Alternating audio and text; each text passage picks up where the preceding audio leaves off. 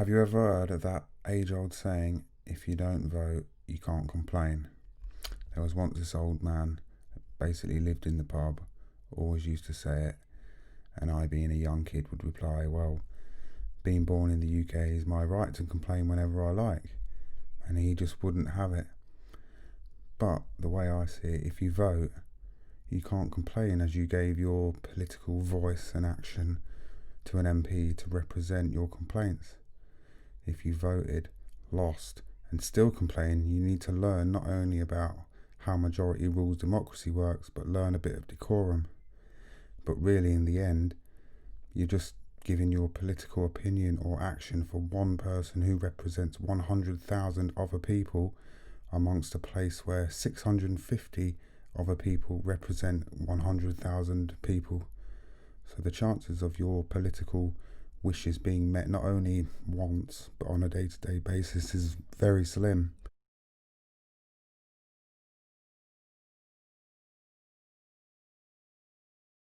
On the 12th of May 1994, at exactly 9:15 in the morning, what was once a political party solely to protect the working man's rights, create political action through the unions, and be there for the poorer members of society, died. Real change was upon the people of the UK, and instead, what the people got was a continuation of Thatcher's neoliberalism under Blair. More wars, more corruption, and with it came new Labour, and the death of real Labour.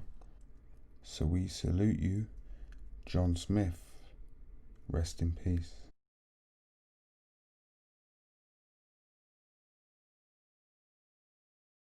Prior to the Robert Peel's Bank Charter Act of 1844, which gave exclusive non-issuing powers to the Central Bank of England, and more so to the City of London Corporation, banknotes were created by private banks, and the government didn't profit from their creation.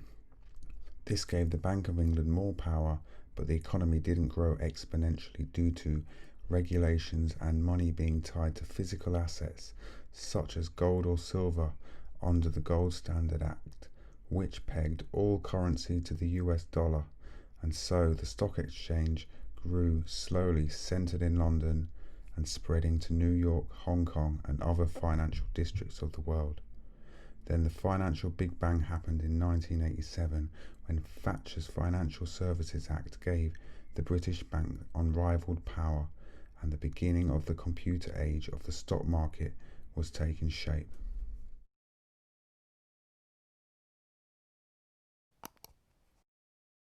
%34 of the EU budget is spent on the cohesion plan, which have set up administrative entities at the regional level for the purpose of meeting European Union criteria for the implementation of EU regional policy, eventually to have an EU budget and federalisation.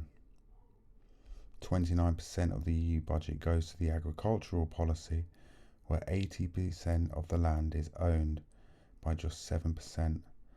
There's lots of land grabbing occurrences and major corporations taking huge funding just for owning land without ever having to farm that land.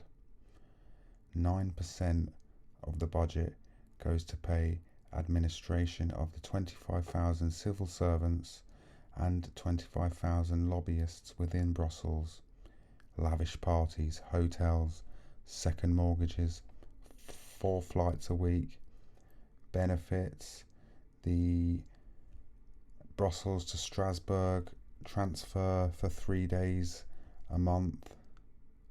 This all comes under that.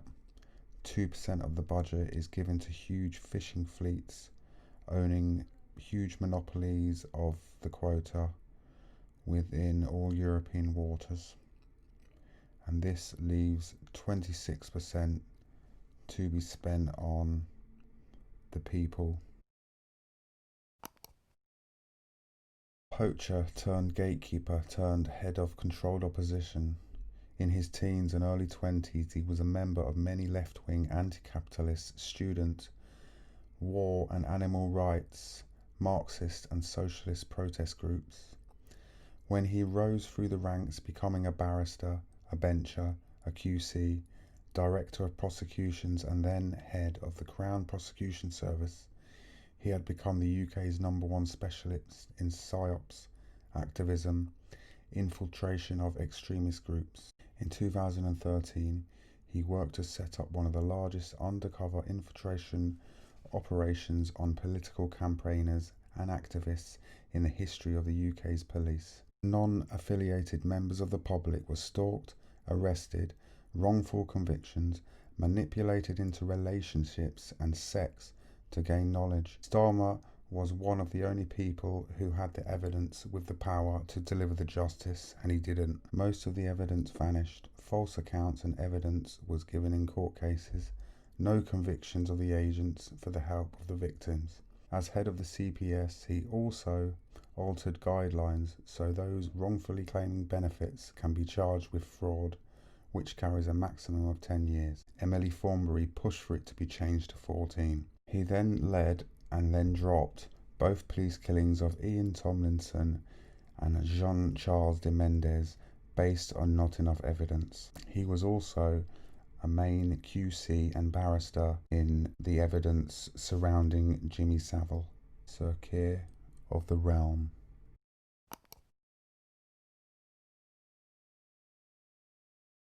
In 1944, the Bretton Woods Gold Standard Agreement was created in the USA, which led to the creation of the International Monetary Fund, which moved 2/3 of the world's known gold to Fort Knox in the USA, getting rid of the need to back money by assets such as gold and silver, and tied the world's economy to the US dollar, as it was deemed the most stable and biggest currency at the time, organised by the New World Bank and World Trade Organization. The price of gold for 150 years up until 2008 was set at N.M. Rothschild's bank. After this, international prices are set by the City of London's COMEX system, meaning money is no longer backed by gold. This created vast challenges and a new way of growing economies through the creation of credit.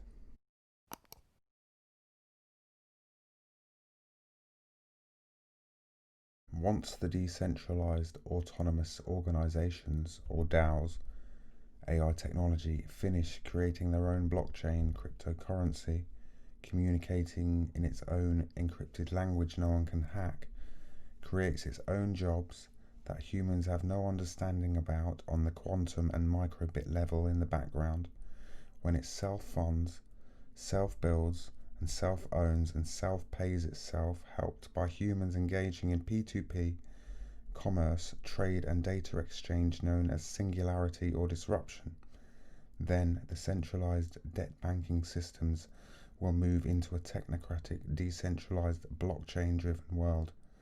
Will there be a need for politicians and bankers?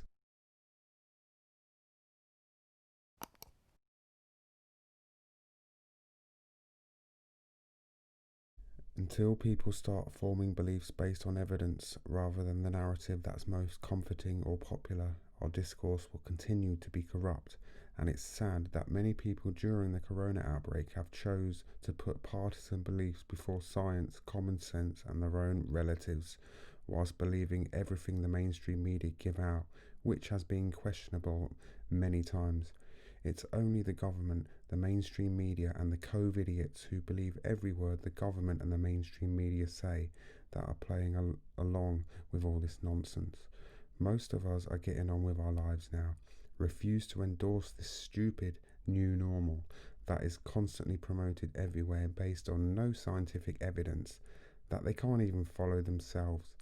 Many people out and about on the streets laugh at the stupidness of it all, are not living in fear anymore, have found enough evidence from people far more qualified than any of the people controlling all of this tyrannical farce, or the social media gurus and mainstream media that people like to follow. And the numbers of these people are growing every day, meaning that the narrative is being destroyed, and the only way that the mainstream media and the government can stop this is by censoring people on social media outlets and stop people from giving information that could be important to other people. The UK Treasury began charging interest rates when they issued currency to the Bank of England, who allows the incorporated banks to make loans. They create additional deposits of those loans, and those that have borrowed the money then pay back the loanee the required repayments with added interest and commissions. The Bank of England, through signage or profit on note issue, the difference between the value of currency and money and the cost of producing it, essentially help the Treasury to profit by commercial banks generating new loans and then selling it to the high street banks. Commercial banks create more and more money from the money they have created from nothing to sell to smaller banks, and the incorporated banks at the Bank of England circulate central reserve money between other incorporated banks, known as intraday trading clearing, but commercial bank money is simply deducted and added. A total of 46 incorporated banks hold central reserve accounts at the Bank of England, and all other smaller banks are pegged to one of the 46. This is how transactions such as buying a house occurs. The money stays within the Bank of England but just clears from one bank to another. This repeats at a much higher level at the Bank for International Settlements in Switzerland. All central banks of the world have an account within this system. Money flows and moves around the world's central banks this way.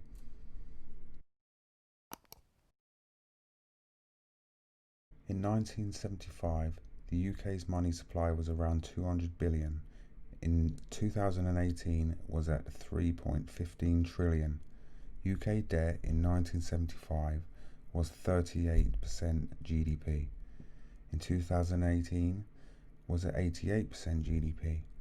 Since the Eurozone was created, which the UK is not part of due to Black Wednesday, but is still a major player in, it has generated around 300 billion in private signage, or 1,000 per citizen, could be claimed from the financial institutions for their exorbitant privilege of creating our money. The only way the governments can create enough purchasing power is by getting itself and the people into more debt in a continual boom and bust economy. The only way Greece in 2008 could get purchasing power was to hand over public services, government assets, gold, pensions, and they now live in a continual cycle of blasting coal out of the ground to not only meet the obligation of repayments of the loans created by German banks, but to also power the economy and people's houses for a few hours of the day. A bit like the 70s in the UK when the coal pits were being closed too fast and the UK went at least 2 days a week with power cuts.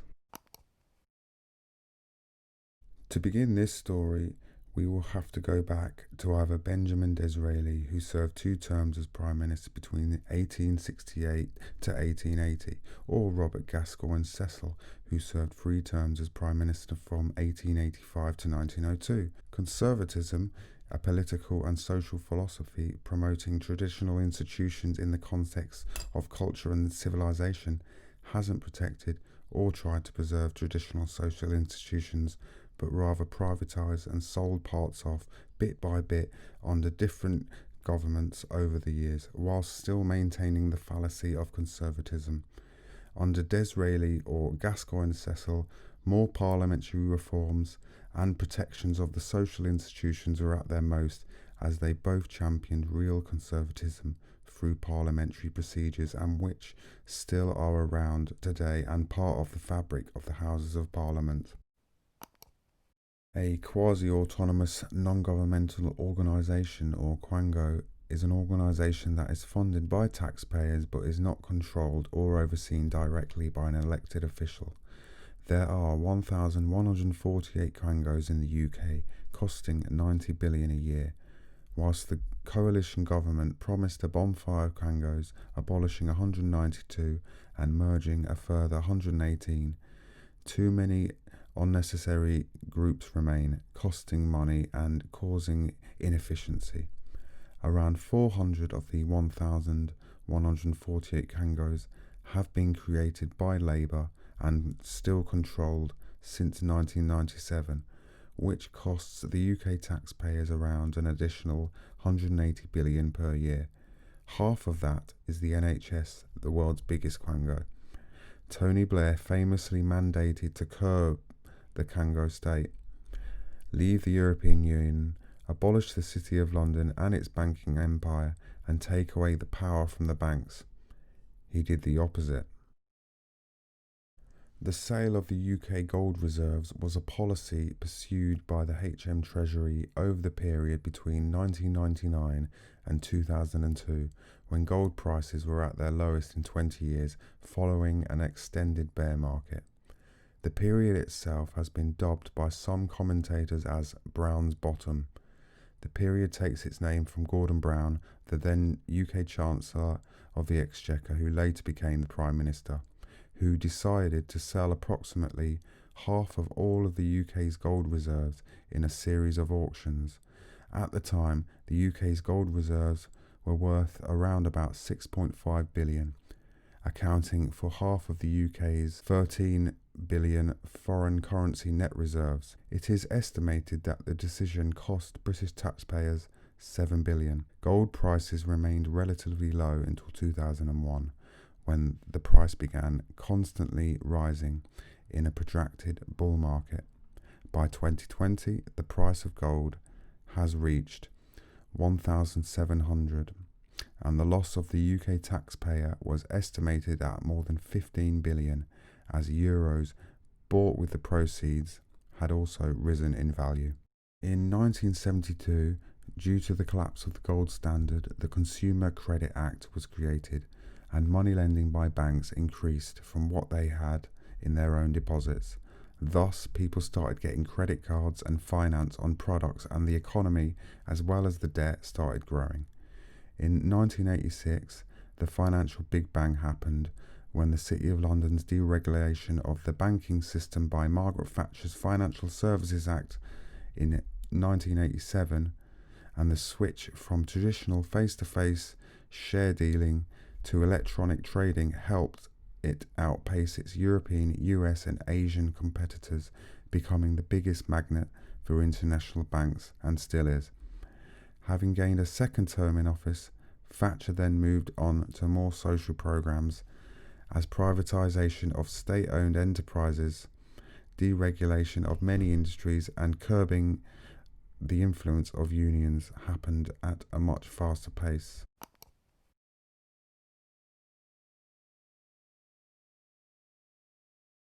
Let's, short for let us, which I would say is a suggestion for some people to do something.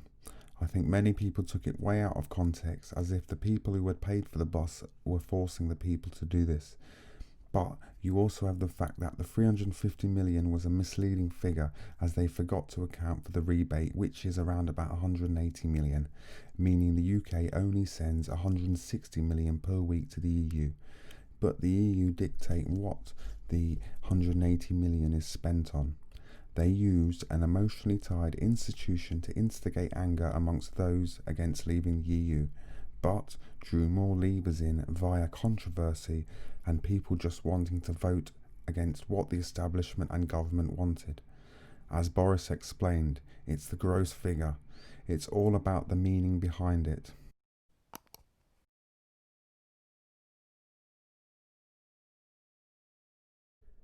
The world does not owe any debt, nor does it owe any money to Jupiter.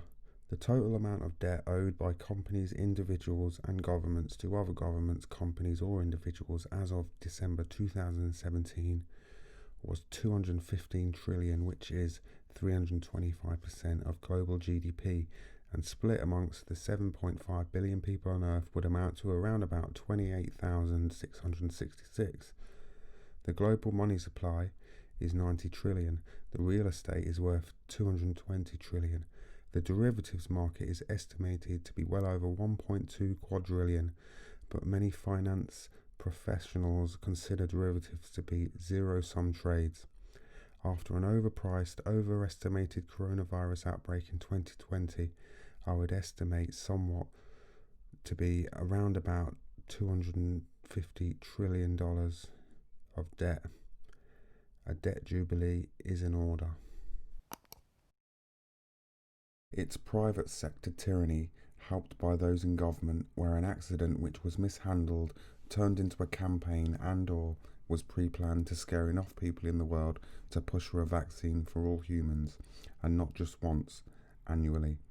The Event 201 was the soft test.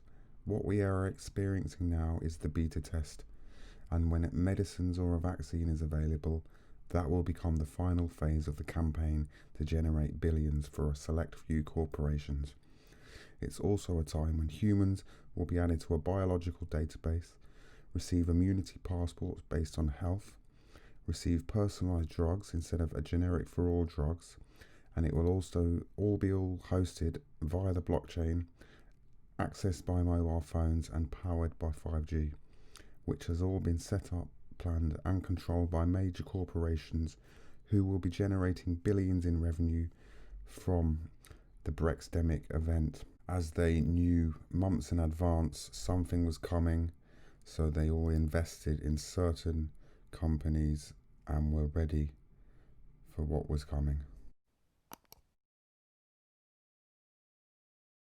The key legislation that underpins the use of promissory notes and remittances is the Bill of Exchange Act 1882. It's a good idea to become familiar with this statute, as it says that the Bill of Exchange, once tendered, has to be treated as cash, and goes on to describe what is required to constitute a valid Bill of Exchange. I promise to pay the bearer. It's a promise backed by the belief and trust that it is a real form of money that gives it power, when in reality it's just a piece of plastic. Only 2% of the entire money supply is through promissory notes. The other 98% is digital and within the Bank of England's fractional reserve system.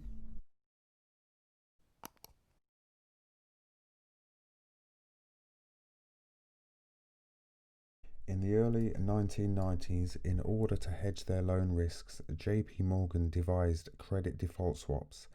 Asset-backed credit default swap agreements are similar to traditional credit default swap agreements and are like insurance, where a buyer pays premiums to protect against the possibility that a borrower will not fully repay a financial loan.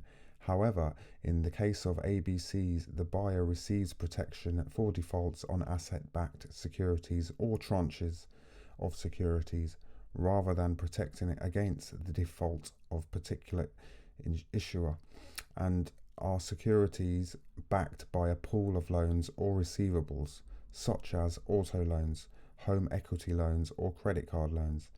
In 2008, Bear Stearns and AIG had got so greedy selling toxic bundled loans that they had so many ABCs on their books, it was inevitable that they were going to crash and bring down the US housing market, the world's largest insurance company, and many other small banks with it.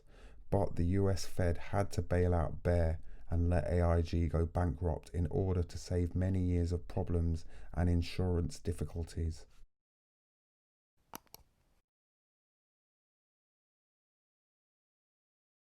Why can't the government create an opt-in subscription media service where people can have the wonderful freedom of choice to choose who they want to listen to, like many online companies such as YouTube? People, through the means of being sent a scary looking letter with red block capital letters printed all over it, are scared into believing they have to pay for a BBC TV licence to the sum of £155 per year, when in fact it's only a suggestion. They force deliberate half-truths, government propaganda and nonsense fear on the people on a day-to-day basis. Many stories are false or give wrong information, but then they never go back and correct their false information.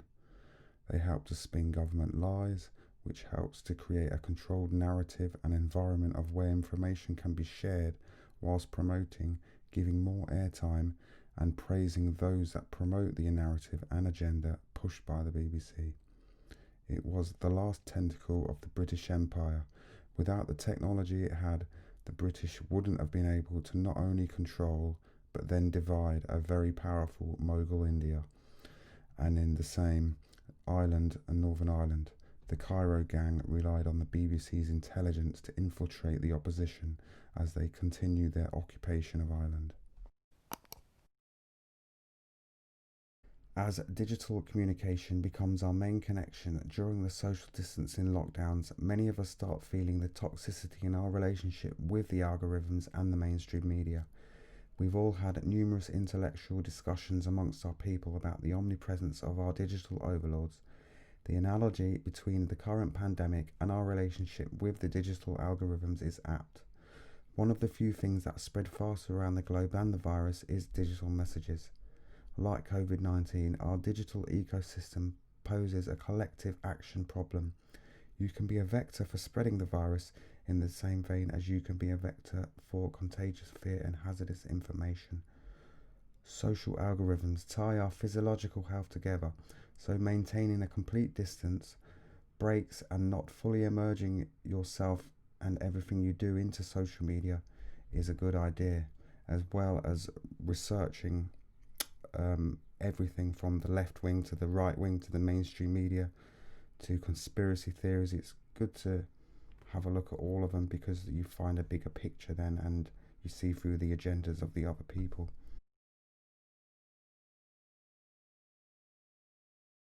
In the late 70s, the UN came up with what would eventually lead to the IPCC, the International Panel on Climate Change, of around 2,000 of the world's top scientists within the field of climate science to research and find out if climate change is being caused by humans.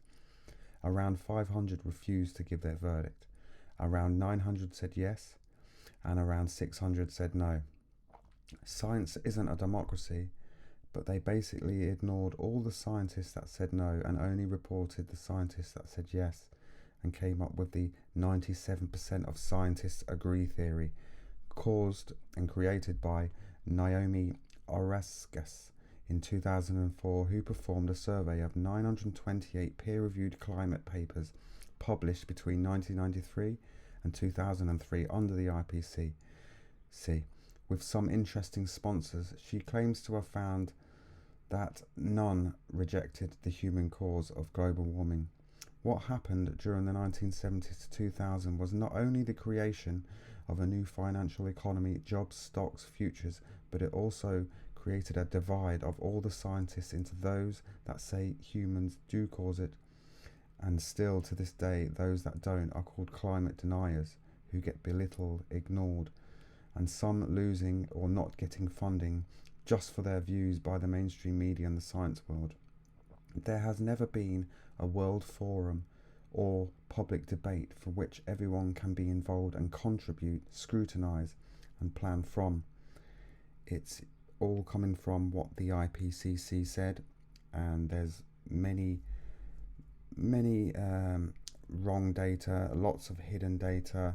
Some of it is true in theory of humans do cause lots of pollution and climate change, but the majority of it is just false agenda pushing information. Conditional acceptance can be used in a variety of situations whenever an offer is forced upon you. A conditional acceptance is a way to honourably respond to offers or contracts or situations that appear to force you to perform some task or duty by throwing the burden of proof back onto your opponent and results in an agreement between the parties that there is no proof of claim. When you receive a bill, default notice, order to pay, judgment, summons, indictment, red light camera ticket, phone call, statement by a judge, attorney, or a knock at the door, they are all offers. You can legally reject their offer by using a conditional acceptance. When you stay in honour, you set yourself up to follow common law instead of being bound by statute, corporate, maritime, or civil law. You find yourself being able to handle your own affairs, often without the need to seek help from a lawyer or anybody else. You will become empowered knowing that you can nullify or counter-offer any offer, letter, phone call, or in-person visit with any official or officers. Cognitive biases, spreading misinformation and protecting certain ideas stems from a brain wiring issue that plagues our species. It involves the interaction between the amygdala, which is designed to protect us, and the frontal cortex, which is designed to keep the amygdala honest. When the amygdala is activated by threats, real or imagined, it triggers a release of adrenaline, which in turn hinders or even blocks access to the frontal cortex. The amygdala wants us to react, not think, and it usually involves aggression or anger. The downside of this mechanism is how quickly irrational threats, especially when powerful and cleverly packaged, can go viral. With adrenaline pumping, groupthink and confirmation bias quickly can kick in, and presto, the irrational becomes self-evident. In the face of any threat, a vigilant frontal cortex is essential, especially when that perceived threat is counter to the scientific consensus. It's not that science is never wrong, but for the people to reject it, the opposing evidence should be overwhelming in order to create a new paradigm and way of thinking on the subject. Then you have the fact that most cases where there is an accepted theory and an opposing theory, the reason the accepted theory is in the position of power, it is usually down to funding from certain groups of people in support of that accepted theory. We have gone from cavemen to hunter-gatherers to democratic civilizations, feudalism, communism, socialism, capitalism, mixtures of capitalism such as neoliberalism, now to a new paradigm of happitalism, a one world owned and controlled by a few corporations, with heroes who donate billions to charities and existing new projects in return for our data, ownership and privacy. They will shape and mould everyone and society into a constant happy state of complete bliss and discipline, pushed through the media on a day-to-day basis, and those who are negative will be disregarded. A shared economy where ownership of products will move from physical to visual and shared amongst other people in what they call the shared economy, so we won't own products or properties and things anymore. Welcome to capitalism.